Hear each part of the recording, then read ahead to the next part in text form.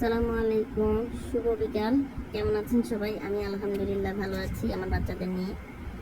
আজকে অনেকদিন পরে দুজনে একসাথে ছাদে উঠছিলাম। তো ছাদে গিয়ে দেখি অনেকগুলো গাছ শুকায় গেছে। প্রতিদিন বিকালে আমি গাছগুলাতে পানি দিই, কিন্তু আজকে দেখলাম সাহেব নিজেই পানি দেওয়া শুরু করছে কিছু গাছে, কারণ অনেক গাছ মারা গেছে এর মধ্যে। আমি এই ঢাকা, এই বাসা এরকম করতে করতে গাছগুলোর যত্ন নিতে পারি নাই, যার জন্য গাছগুলো মারা গেছে। এটা হচ্ছে জাম্বুরা, থাই জাম্বুরা। এটা অতিরিক্ত মিষ্টি হয় মাশাল্লাহ। আর এইগুলা হচ্ছে থাই আমড়া, তারপর দেশি লেবু।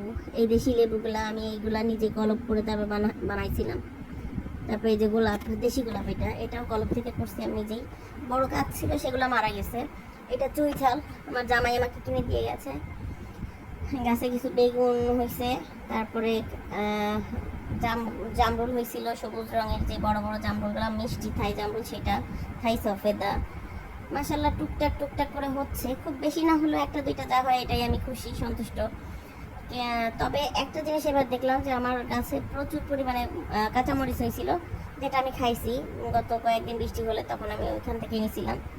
আমার ছাদে কয়েক রকম কাটা মুকুটের গাছ আছে, তারপরে রেইন লিলি আছে 2 রঙের।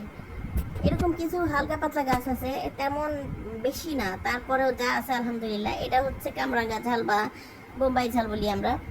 বেগুনের চারাতে দেখছি নতুন করে ফুল আসছে এবং বেগুনও হয়েছে ছোট ছোট। এটা হচ্ছে অপরাজিতা বা নীলকণ্ঠ। তো আলহামদুলিল্লাহ আমার ছাদ বাগানে যতটুকু যা আছে আমি এগুলো টুকটাক যত্ন করার চেষ্টা করি। তেমন একটা পারি না শরীর সুস্থ না থাকার কারণে, তারপরেও যতটুকু পারি এটা নিয়েই আছি। সবাই আমার জন্য দোয়া করবেন, আমার পরিবারের জন্য দোয়া করবেন। আমিও সবার জন্য দোয়া করি, যে যেখান থেকে ভিডিও দেখছেন বা দেখেন, সবাই ভালো থাকেন, সুস্থ থাকেন।